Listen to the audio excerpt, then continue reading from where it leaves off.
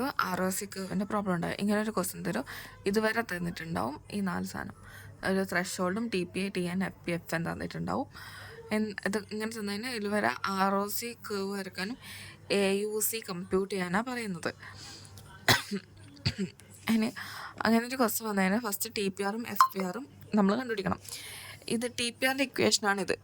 TPR equal to TP by positive വാല്യൂസും ഇപ്പുറത്ത് ഇങ്ങനെ FP ബൈ നെഗറ്റീവും TP ബൈ പോസിറ്റീവുമാണ് ഇത്. പോസിറ്റീവിൻ്റെ സാധനമാണ് ഇത്. നെഗറ്റീവിൻ്റെ എക്സ്പ്ലെയിൻ ഇങ്ങനെ ചെയ്ത സാധനമാണ്. അത് എത്ര മനസ്സിലായാൽ മതി. ഓക്കെ, അപ്പം ഇത് TP പ്ലസ് FN ചെയ്ത് കഴിഞ്ഞാൽ നമുക്കിത് കിട്ടും. TP പ്ലസ് FN 0 പ്ലസ് 29 ചെയ്ത് കഴിഞ്ഞാൽ 29 ആണ്. 7 പ്ലസ് 22 ചെയ്ത് കഴിഞ്ഞാൽ 29 ആണ്. 18 പ്ലസ് 11 ചെയ്താൽ 29 ആണ്. ഇത് മൊത്തം പ്ലസ് ചെയ്താൽ FNും TPയും പ്ലസ് ചെയ്ത് കഴിഞ്ഞാൽ നിനക്ക് കിട്ടുക 29 ആണ്. അതേപോലെ ഇപ്പുറത്ത് വരുന്നത് നമ്മളെന്താണ് FPRൻ്റെ ഇവിടെ നമുക്ക് നോക്കേണ്ടത്. FPRന് നോക്കുമ്പോൾ എന്താ TN പ്ലസ് FP ആണ് ചെയ്യേണ്ടത്. TN പ്ലസ് FP ചെയ്ത് കഴിഞ്ഞാൽ നിനക്ക് കിട്ടും 25 ആണ്. 25 പ്ലസ് 0 25, 24 പ്ലസ് 1 25, 20 പ്ലസ് 5 അങ്ങനെ എന്ത് ചെയ്താലും 25 കിട്ടും. അപ്പോൾ ഫസ്റ്റ് നമ്മൾ അത് ചെയ്ത് വെക്കുക. ഓക്കെ, പിന്നെ നമുക്ക് വേണ്ടുന്നത് ഇനി ഈ വാല്യൂ കണ്ടുപിടിക്കാനാണ്. TPRന്ന് വെച്ചാൽ TP ബൈ എന്താണ് 29 ആണ്. ഇതിൽ TP എന്താ 0 ആണ്. 0 ബൈ 29 0 തന്നെയായിരിക്കും. അതേപോലെ ഇതെന്തായിരിക്കും TP ബൈ ഇത് 7 ബൈ 29. അതുപോലെ അടുത്ത TP 18 ബൈ 29. ഇത് ഒരു മിനിറ്റ്, ഞാൻ ഇത് ഫുൾ ചെയ്തിട്ട് വരാം. അപ്പോൾ നമ്മൾ TPRന്ന് അങ്ങനെ ഫുൾ കണ്ടുപിടിച്ച്. FPRും സെയിം തന്നെ. FPRന്ന് വെച്ചാൽ FP by TN plus FP ആണ്.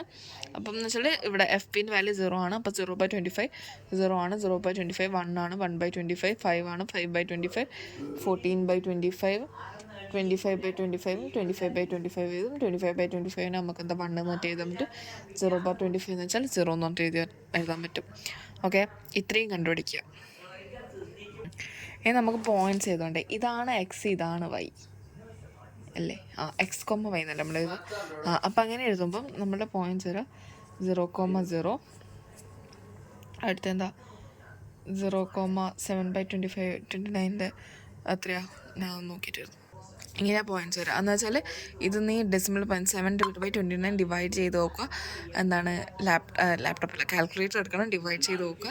എന്നിട്ട് ഇങ്ങനെ പോയിൻറ്റ്സ് ആക്കിയിട്ട് ഇത് എന്നിട്ട് X ആക്സിസ് Y ആക്സിസ് എന്ന രീതിയിൽ 2 പോയിൻറ്റ്സ് എഴുതി വെക്കുക.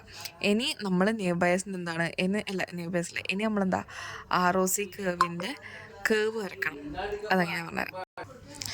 അത് വരക്കാനൊക്കെ മടിയായതുകൊണ്ട് ഞാൻ കാണിച്ചു തരാം. ഓക്കെ, നമ്മൾ ഫസ്റ്റ് പോയിന്റ് വരുന്നത് എന്താ 0 ബൈ 0 ആണ്. 0 ബൈ 0 എന്ന് വെച്ചാൽ ഇവിടെ ഒരു മാർക്കിട്ട്.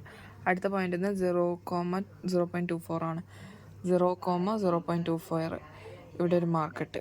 ഓക്കെ, അടുത്തത് 0.04ഉം 0.62 ആണ്. 0.04ൻ്റെ അവിടെയും 0.62ൻ്റെ അവിടെയും ഒരു മാർക്കിടുക. അങ്ങനെ ഒരു കർവ് ആക്കുക.